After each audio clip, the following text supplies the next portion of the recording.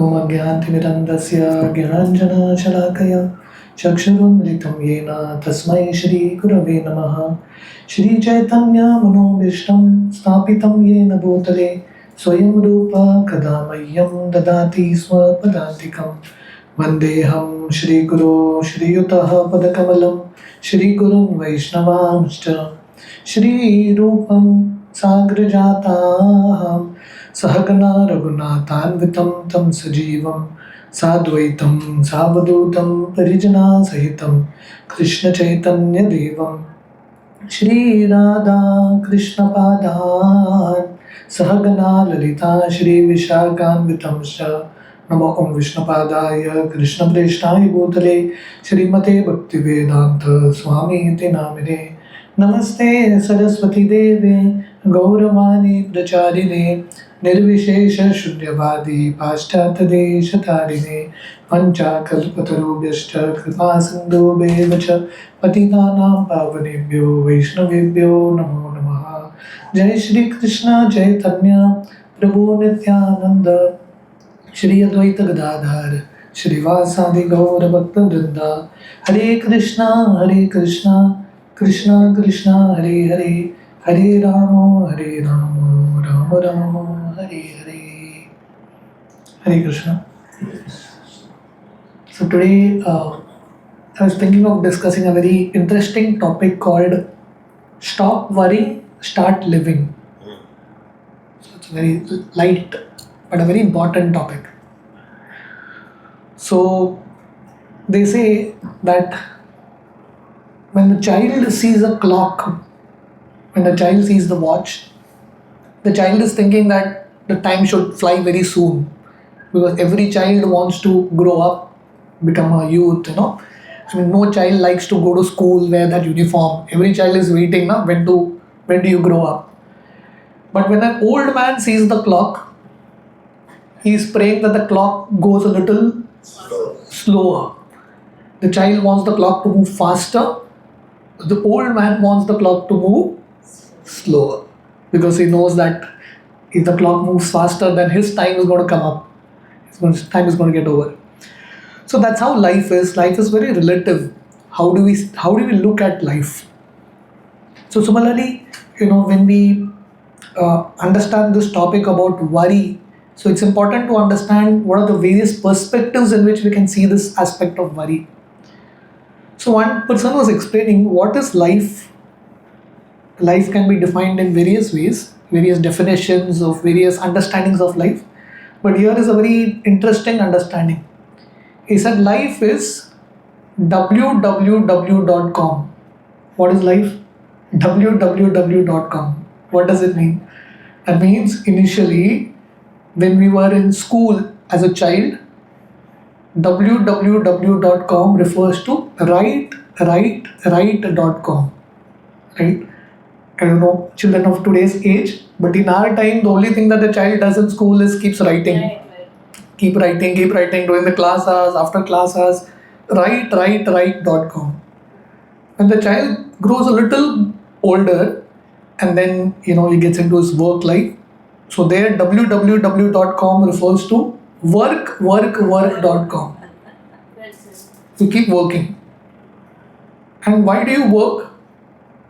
Wealth.com. Agony. Why do you work? Why do you have to slog it out? Why do you do that writing and then working and everything? Money sweeter than honey. Right? Everyone wants money. Wealth. Wealth.com. Right? And when you work and when you earn, there is a lot of stress. And therefore, you have www.com is wine.com. To get rid of all the stress of work life and money and all that, you know, wine.com is like a common thing, at least in Goa, right? And through all this, whether you are a child writing, answering exams, or whether you are in the office, whatever you're doing, one thing that is common is worry.com, isn't it? Even a child has a lot of stress these days. Gone are the days when the child was like very happy. It's very stressful, Competitive exam starts from 6th standard, 7th standard, I don't know when. So a lot of worry around. So how do you deal with this worry? So stress, worry, stress basically. Stress is like seasoning in cooking, right? Just like in cooking, you have spices that you put, or you have salt, right, that you put in your food. It shouldn't be too much and it shouldn't be too less. I mean, when you put salt in the food, when do people speak about the salt? Either when the salt is too less or too much. When the salt is exact, no one speaks about the salt. So similarly, stress is needed, but an optimum level of stress. If it's too much, it leads to breakdown. If it's too less, people become very complacent in life. So some amount of stress is needed to keep us going. So there is something called positive stress. So there are three types of zone. One is the panic zone, right, where you're too stressed out, and then the other end is the layback zone, or someone is too much in the comfort zone, no stress at all. But in between, being in that stretch zone, little stretched but not stressed, little stretch, just like a rubber band. What's the purpose of a rubber band? To pull. If you don't pull only, then what's the use of a rubber band? The rubber band is meant to be pulled, but if you pull it too much, it's a problem. You have to pull it the way it is needed, how much ever it's needed. So similarly, in all our life, we need a little amount of stress. I mean, as school children, if there was no exam, how many children would actually study their studies, So exam is something that keeps us focused on what we are supposed to do. So exam is a stress, but then it keeps us focused. So the point is, life sends a lot of exams for all of us so that we can remain focused on what our goal is. So this kind of stress is called positive stress. But in today's time, very often the stress is out of control, right? Too much stress people have. These are some of the facts about stress. In the United States, there is an experience of jump in crime among the 15-year-old by multiple figures, right? So even the 15-year-old, the crime rates is very, very high. So it shows, the FBI figure shows that 2.5% of the overall increase in violent crime and 4.8% increase in the murder rate. If you search, speaking about www, if you search the World Wide Web, the internet, and you type the word stress, go to internet and type the word stress, you will get 4,07,000 documents on stress. That means, there is so much matter on stress because people are really stressed out. In the United States, out of 2 cardiac arrests, 1 is because of stress related. In the United Kingdom, 270,000 people every day go and tell their boss that we need a break because we are too stressed out. And the boss says okay, because the boss also takes break because he is also stressed out. So can you imagine 270,000 individuals every day taking an off because of stress? How much loss it is to the nation? How much efficiency goes? So like this, in the United States especially, 50% of the US population visits a psychologist or a psychiatrist. That means one psychologist goes to another psychologist. Because this fellow is hearing so many problems, he gets stressed out and he has to go to another psychologist to get counseling from. So it's a very difficult world out there, right? And as I told you, it's not that the stress raised is only for the elders. Even the young children, the youth now, is like they go through a lot of stress and anxiety and depression. So these are some facts about stress. So we are actually dealing with a world where there is a lot of stress, potential stress. So how do we actually stay calm and how we not get into worrying, and actually how can we live life very properly even in this environment of stress is what we're going to discuss. One time, there was one person who was preparing his bed to go to sleep. And he was like a perfectionist. He was preparing his bed so perfectly, hours and hours. By the time he goes to sleep, the alarm bell rang. It was already morning time.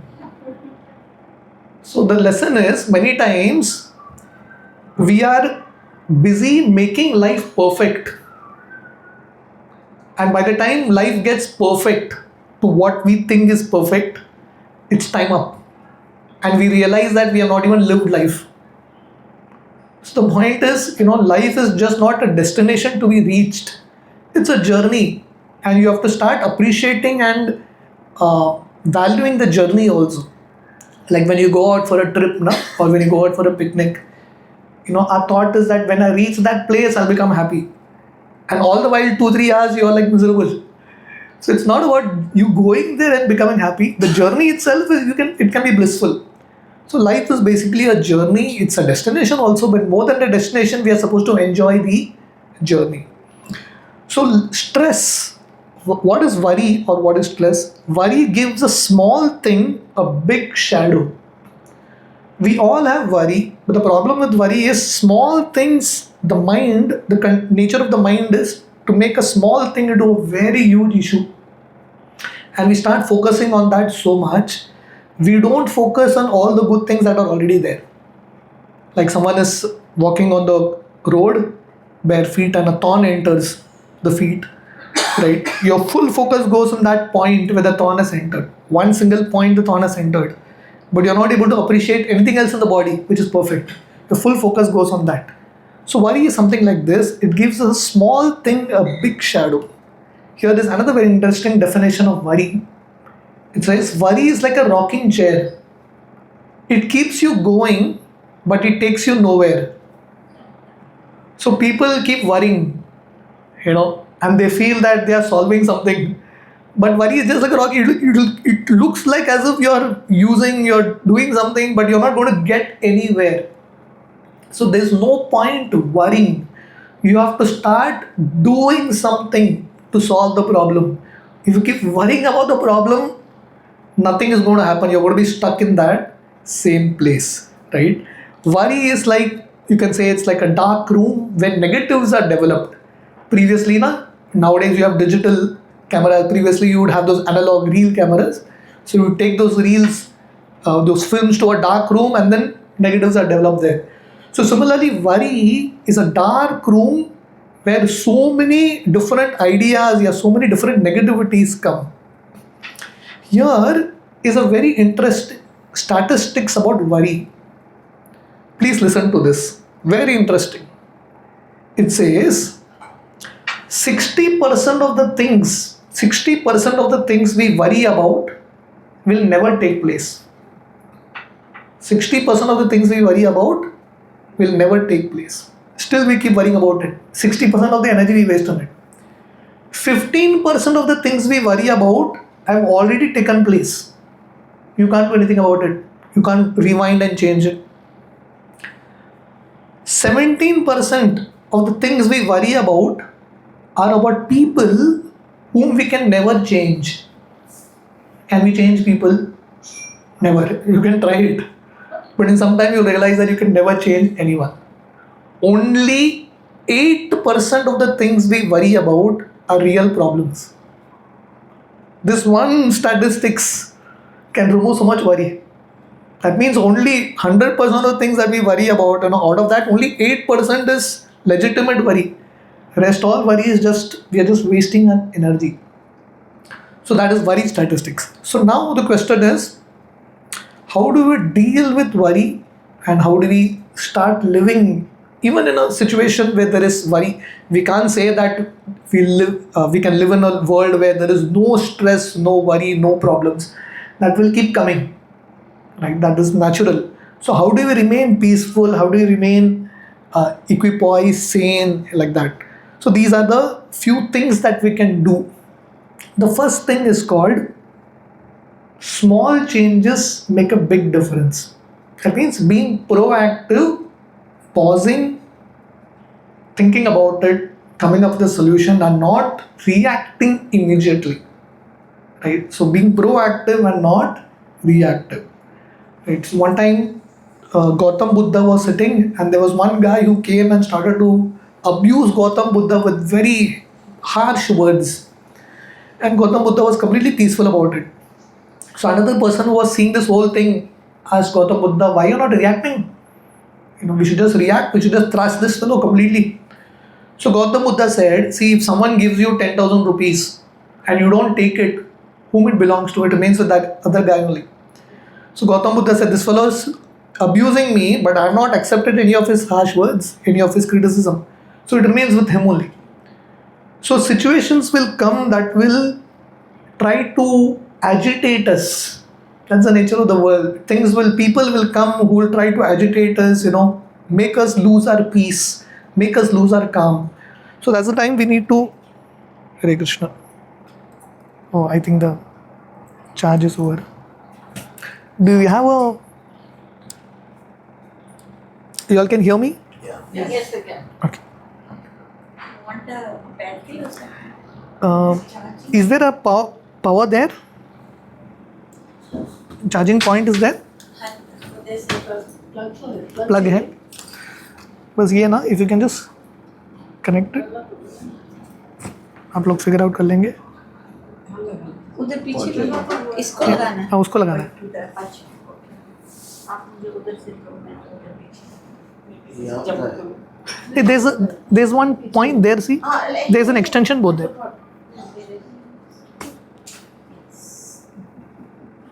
मैंने हर एक जगह कोने कोने पे लगाया इसको क्या इसके साथ है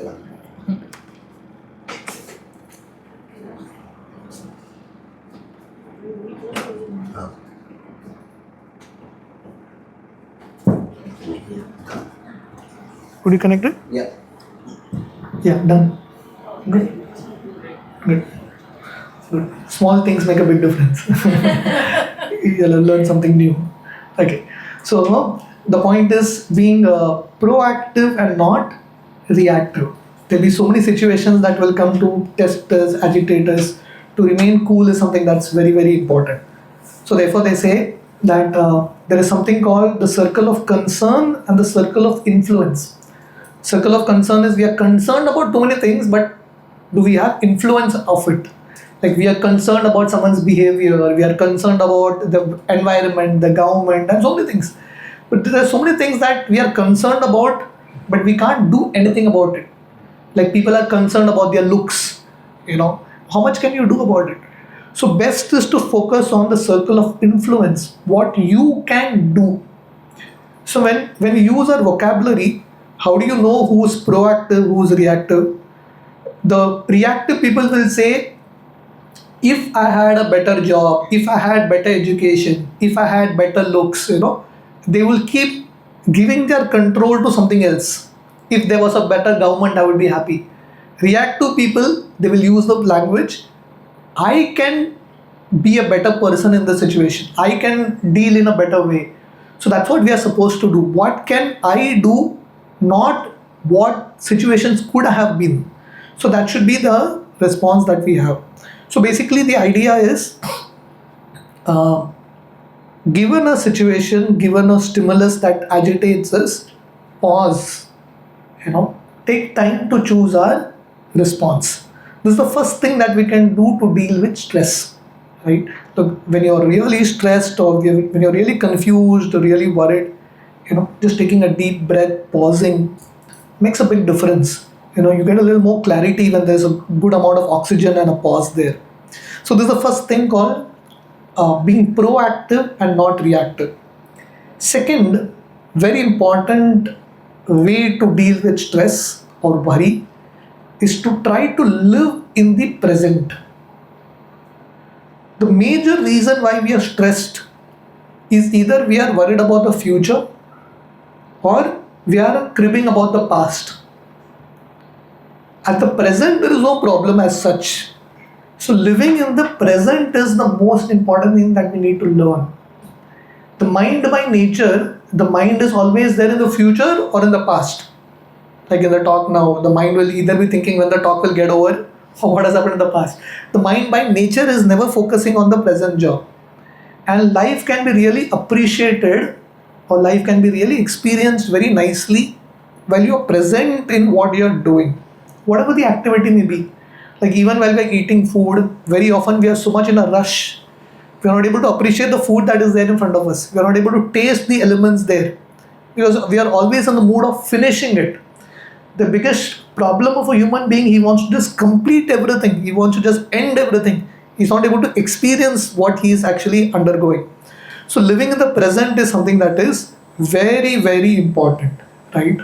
So real joy is actually being in the present. One time, there was one person who wrote his experience of life.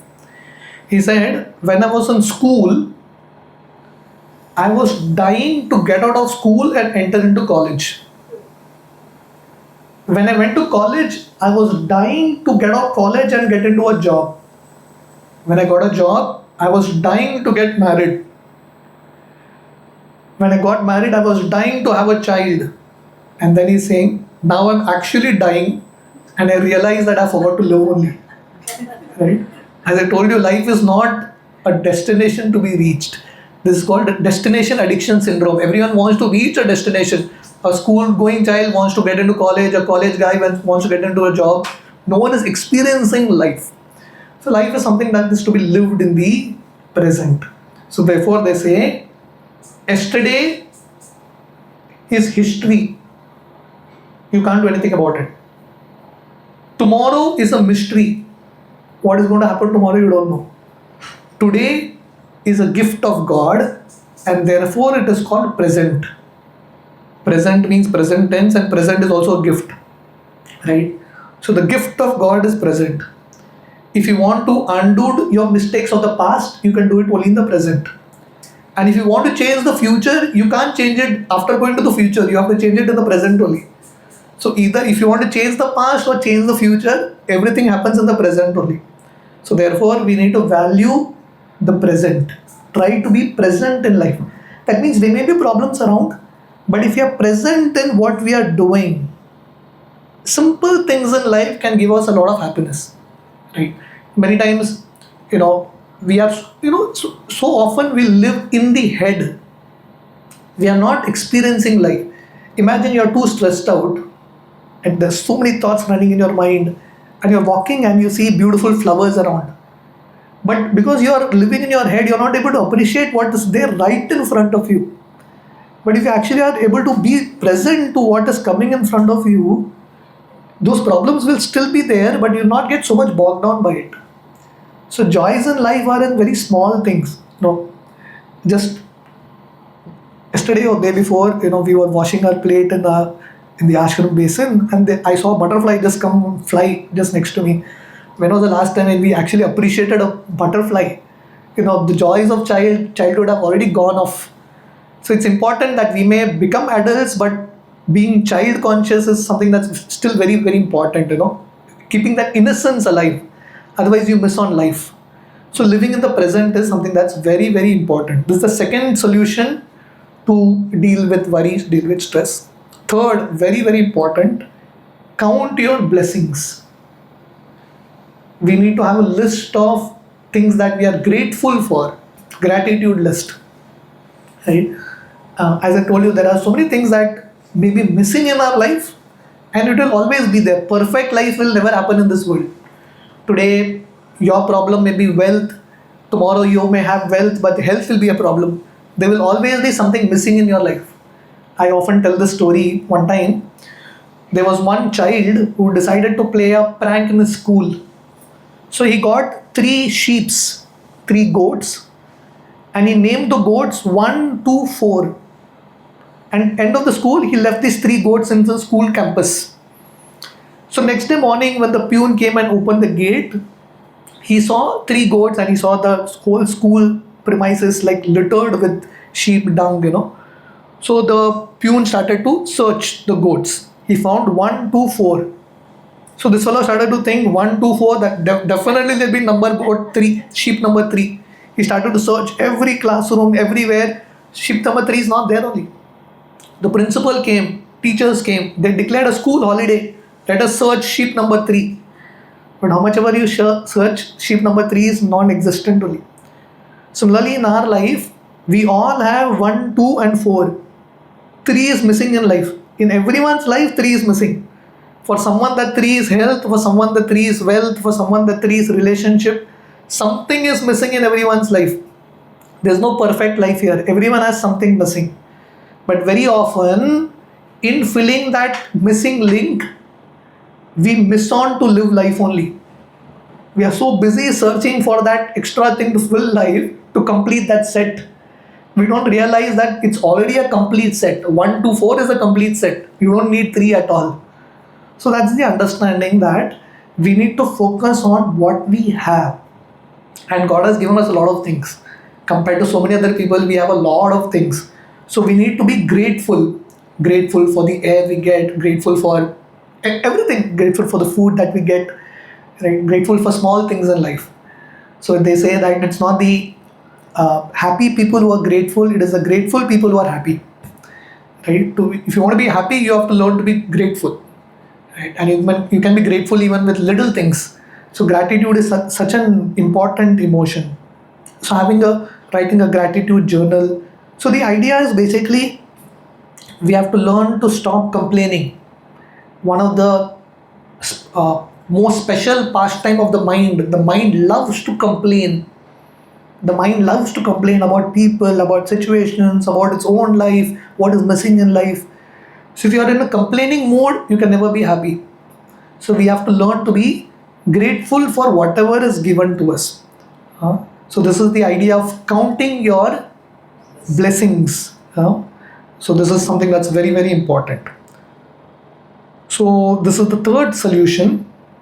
The fourth is very important. Be yourself and do not compare yourself with others. Another very important cause of stress is too much comparison, unhealthy comparison. Everyone wants to become Shah Rukh Khan, Amir Khan, this, that, right? So it's too unhealthy comparison going on. So we need to understand that everyone is unique. You can't have two people who are exactly the same. It's not possible. If you go to the beach also, you pick up 2 grains of sand. Even 2 grains of sand are different. Not even 2 grains of sand are same. So God's creation is unique. Duplicates are not there in God's creation. Everything is unique in this world. So we need to understand our own uniqueness, accept it gracefully. That means in our uniqueness there will be some faults also. As I told you, there's no perfect person. So accepting your uniqueness means understanding that we have certain faults and certain limitations. So that's also part of the process. Accepting that gracefully and continue on. So in today's world, at least previously, before social media, you would compare with, in a classroom, a child would compare with some children in the classroom, that's it. But in today's social media, you can compare with millions of people out there whom you don't even know. So the amount of stress that is mounting is too much. So we need to understand who we are and stop comparing. Like one devotee often gives us example, there are so many fruits, right? So which fruit is best? Whether apple is best, mango is best, banana is best. Every fruit is good. And imagine if you have only in the market only bananas, no other option. It will be miserable. We need variety. Life is variety, right? So similarly, every fruit is important. Everything is important in life. So we need to just understand who we are, what our plus points are, what our minuses, and stop getting into a competition mode. There's this very interesting story. One time there was an Olympics of animals. All animals into an Olympics basically, games for them. And there was a running race. And the elephant decided that I will also take part in the running race. And the elephant practiced a lot, did a lot of weight loss and a lot of practice. But when the running race started, who won? The cheetah won the running race. So the elephant said, unfair. This cheetah, he didn't even do any practice. I practiced so much. I didn't win. And the elephant went into major depression. And then he went to a counselor. And the counselor told the elephant, see, you don't participate in running race. You participate in weightlifting competition. You participate in wrestling. And the elephant did that one very easily. So similarly, there's not one yardstick to measure success, right? So someone is good in something else, someone is good in something else, that's all. So we have to just find basically what our strength is and focus on those strengths. So this is the next solution called be yourself and stop comparing with others. We may derive inspiration from others' success. You learn those lessons and you continue your journey. Like one time in an exam, there was an exam and one guy didn't study anything. So he decided, I don't know anything, let me copy the other guy's answers. So he copied the other guy's answers. And he was like so excited because this fellow has written the answers perfectly, he copied everything. When he came out, he realized that everyone's exam paper is completely different. So what's the point in copying? Everyone's paper is different. So the point is, we want to copy what others are doing, but we need to understand that everyone's papers are different. There's no point in copying others. You may gain you inspiration from others. Your paper is unique. Your problems are unique to you. You have to write your own answers. So we have to come out of this, this comparison disease that we have. The fifth solution, a very important solution, is to have faith in God, especially when difficult times of trials are there. We need to have faith in God. We need to have that trust that at this point we may not understand why something is happening to me, but He knows better. His plans are always better than our plans. We can see only to some extent, He can see a long way. So God has something in store for all of us. Like in all our lives, years ago we may have had gone through some major issue or made some problem, but down the line, years after that problem, we begin to realize that that problem happened. It's good because we learned our lessons. We become more mature in life. So every time there is some issue, that problem that comes in our life, there is some reason why God is sending it to us, either for us to learn, basically for us to learn so that we become more mature, we become more responsible, we become more humble, we become more wise, we become more detached. Right? There are so many lessons. So every time a problem strikes us, we need to understand what is God's message for me in this situation. God is definitely sending a message. We are not able to decode that message. We need to have faith in God's plan. One time there was a small child and she was traveling in a flight and there was so much turbulence in that flight. The whole flight, almost started to fall and everyone was yelling, shouting, scared, worried, stressed. But this one child was smiling. And everyone looking at this child and thinking, this child, all the adults are yelling and worried they are going to die, but the child is completely blissful. So they asked the child, what's the secret? How are you so happy? So the child said, the pilot of this aircraft is my father. I know that he will take care of me. So the child had full faith in the father. He will handle. And the pilot handled it. So similarly, we need to have faith that the pilot of our life is God only. We feel that we are running the show, but ultimately the things are in the control of God. If we have that faith that He is in control, He's doing something for a certain reason, we need to have faith. There may be turbulence, but He'll pull us out of it. If we have that faith, we can still be happy.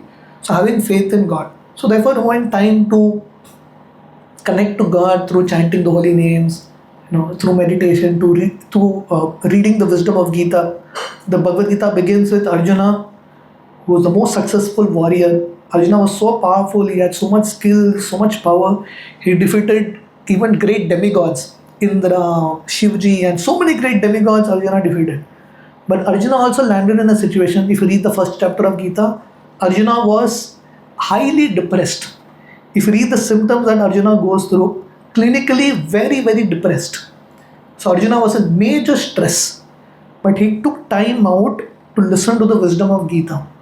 And after listening to the wisdom of Gita, he started to trust God's plan, and then he could come out of that situation very well.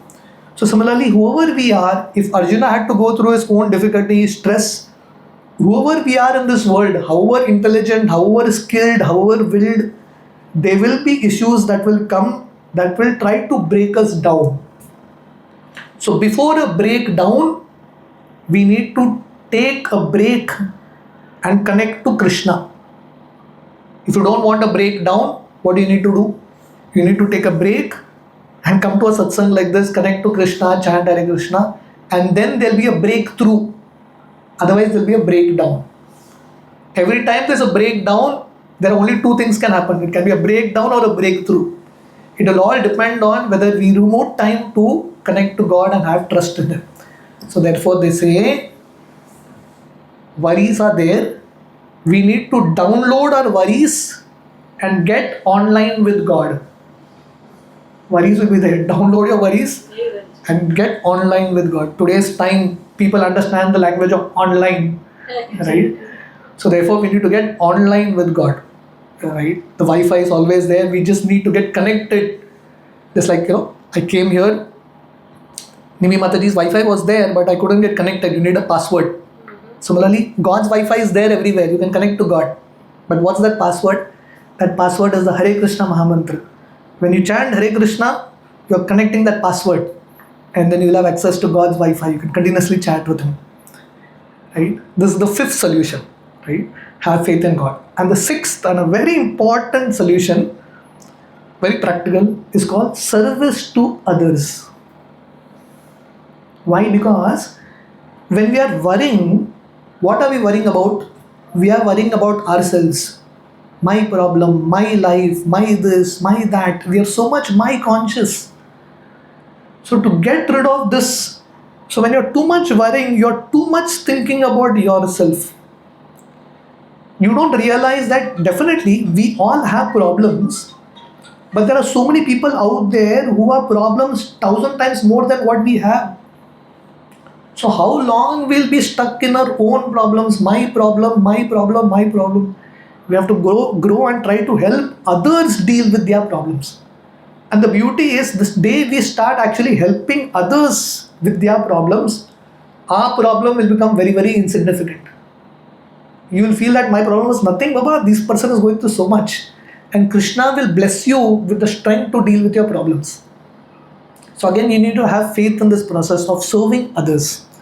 So going out of the way to serve others, to help others is very, very important, because it shifts your mentality from self-centeredness to service mode. And as soon as you develop that service mode, you can actually become very, very happy. So there was one devotee who was mentioning there are three types of people in this world. One are called takers, one are called matchers, and the third is called a giver. A taker is one whose principle in life is simple. My life is I have to keep taking from everyone, taking from the world. That's his idea, right? There were two friends who got into a fight. They got so much into a fight that one friend threw the other guy in the water. And this friend who went into the water, was thrown into the water, he was a miser. So, as he was drowning, the other friend was telling him, give your hand. And this fellow was not giving only. Because he's a miser, he never had the language of the vocabulary of give in his life. So the friend finally told him, take my hand. And this fellow grabbed it. So there are some people who are takers, who just take. The idea is just keep taking from the world. The second category are people who are matchers, who feel that, okay, I'll give, but then I need to get also. Give and take. Equation barabar match hona chahiye. My giving and my taking, taking has to be like matched properly. My giving and your giving. And the third category are people who are givers, who give more to the world than they take. We all are receiving something from the world, right? From people, from family, from society, from God. We're receiving so much. During the COVID time, one time there's actually a real story. In the West somewhere, there was some old man who was admitted in the hospital, and oxygen cylinder given to him. For almost like a month or so, he was there in that ICU. And after being there, the doctor gave him a bill, oxygen bill. And when he saw that, the old man started to cry. So the doctor asked him, what's the problem? You don't have money to pay the bill. So the old man said, 1 month you have charged me so much for oxygen. God has given me oxygen throughout my entire life. Till now I have not got a bill. Right? Did we ever get bill? Oxygen bill, sun bill? Have we ever got any of this bill? Nothing. So we are taking so much from God, from the world, from people. So givers are people who try to give more than what they can take. So there are the three categories of people: takers, matchers, givers. But the statistics shows among the three, the happiest people are the givers, and the most miserable people are the takers in the scale of happiness. Those who are like really happy and joyful. So we have to slowly come to at least being a matcher and slowly go on to be a giver. See, in this world now, who are the people who are remembered long after they are gone? Think about it. We don't remember wealthy people. We don't remember successful people. People who are remembered are always people who have been takers. Sorry, people who have been givers, basically. People who have done great charity, who had a great generous heart. They are the only ones who will be remembered for a long time. They are the real heroes. So that's the idea. You know, developing this mode of service. So one devotee was explaining very beautifully what is the purpose of life. Very beautiful. Think about it. He said the purpose of life is to plant trees under whose shade you do not plan to sit. You plant tree, probably that tree will take a long time to grow. Someone will experience that shade. You may not be there. And that's how life goes on because of this mode of selflessness, the mode of giving.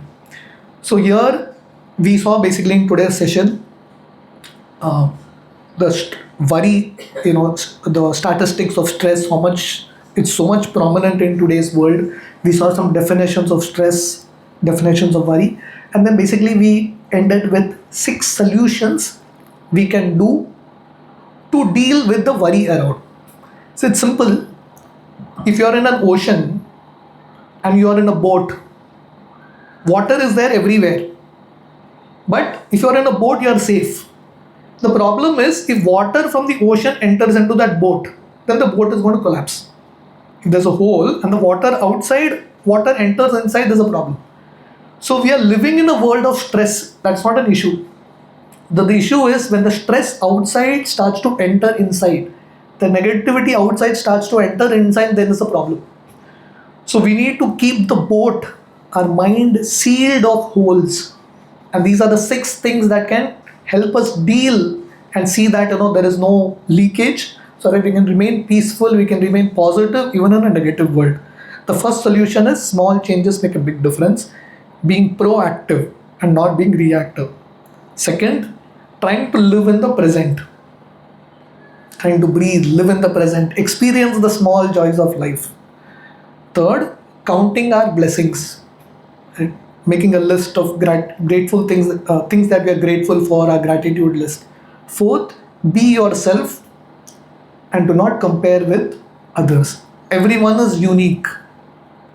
Fifth, have faith in God's plan. God definitely has something better. After this turbulent phase, there will be something good. As they say, after every dark night, there's a bright sun also. So we need to have faith that the sun will rise. And the 6th principle, a very important principle, service to others. Trying to serve others and embracing the principle of seva. These 6 things, if we do, we'll be able to slowly actually start living. We'll be able to experience a purposeful, a meaningful, adventurous life beyond the worry that will always be there as part of the journey. Okay, thank you very much. Hare Krishna. You have any questions, any comments? Huh? Atari wants me to speak on karma. थोड़ा सा कैसा बताऊं? कर्मा के बारे में बताऊंगा 1 घंटा जाएगा.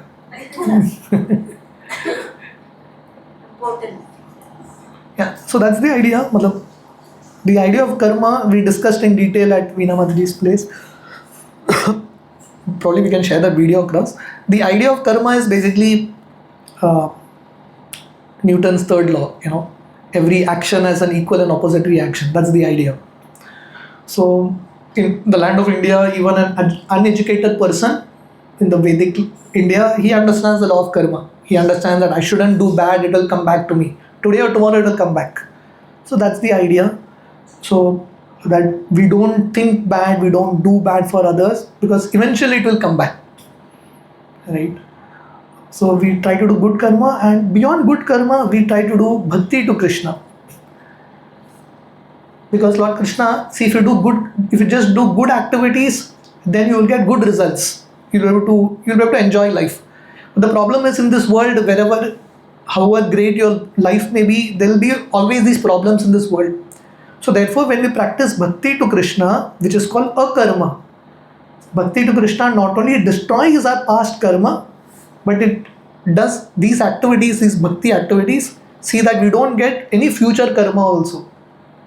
And then we can enter into that spiritual world where there is no worry, no anxiety.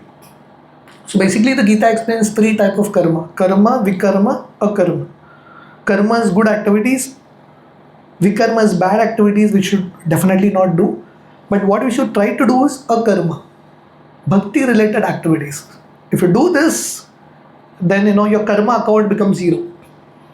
So to enter into the spiritual, the reason we are there in this world is because of karma. We keep doing karma activities. Everything gets calculated.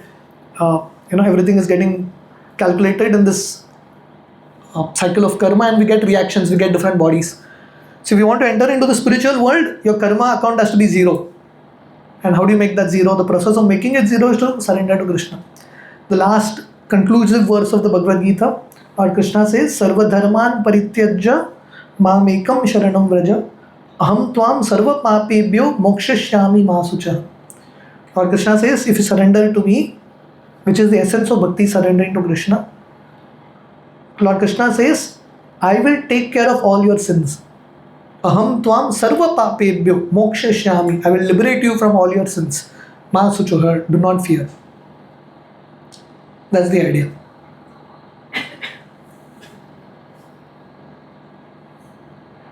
So we have to do good karma. You Anything may else? ask questions to Prabhuji, please. Regarding stress, I think my limited understanding of the Shlokas and scriptures, right? There was no counterpart of exactly like stress from the scriptures themselves. Right? So people were sad, people were worried, and other things. But is stress like more of a modern outcome of something? So, No, I mean, you're saying there's no Sanskrit word for stress? yes. I mean, or maybe people didn't experience it as such as well. So they experience other emotions. Like they could be worried, they could be sad, and other things. Yeah, it's all same thing. I mean, the words may be different, but stress, chinta, the word is always there. So basically, this material world, the spiritual world, it's called Vaikunta. Heard of this spiritual world called Vaikunta? What does Vaikunta mean? Kunta means anxiety or stress. Spiritual world is defined as a place where there is no anxiety. And stress and anxiety is same, na? If you're stressed, you're anxious. This material world is called Kunta. In Sanskrit, the material world is called Kunta. That means a place where there is constant anxiety. Anxiety to survive, anxiety to live, fear, anxiety, all these emotions are constantly there. Yeah.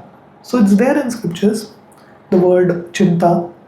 But another, very interesting, the word chinta and chintan, almost like very, very similar. Chintan means you're thinking about Krishna, thinking about absolute truth.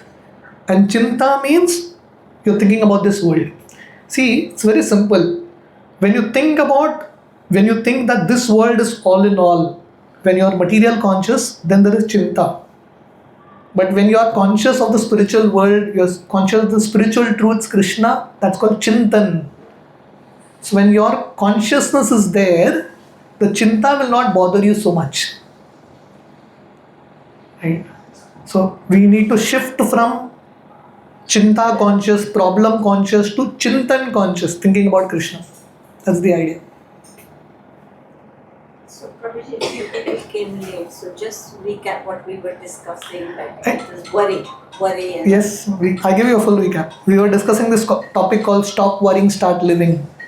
So we discussed how worries a constant part of life, www.com, that how in every aspect of life there is worry. Worry is just part of life. So, how do we deal with worry? We saw 6 things that we should do: being proactive, living in the present, counting, being grateful basically, stop unhealthy comparison, trusting God's plan, and trying to live a life of seva, trying to live a life of service. Okay, Thank you. Any questions? Please ask. thank you all very Hesitate. much. कोई आपको कुछ भी पूछना हो प्रभु जी आप privately में पूछ सकते हो जाके so today's class Yeah, Madhuri has some question here. I just have a question that tutor is my sort of first class that I've attended. So the question is that do we every time have a topic and we study, or do we go chapter by chapter in the Bhagavad Gita? Yeah, this has always been a discussion what we should do. Yeah, generally it's like always a topic, right? We have not exactly still gone chapter by chapter. Did I once? Did I do? You started it with the first 2 classes or 3 classes. I did like one overview of chapter 1 or something. Did I? I do? think the important thing is this is not a journey which has started now. We have been having classes almost now for 2 years. 2-3 years. So it started with Prabhuji taking us through the foundation course, which was really 6 important chapters which dealt with various aspects of the Gita. Then we spent a certain amount of time focusing on key topics which are relevant to living in the world. And we had some lessons which were devoted to understanding how to read the Gita. So he took one chapter and he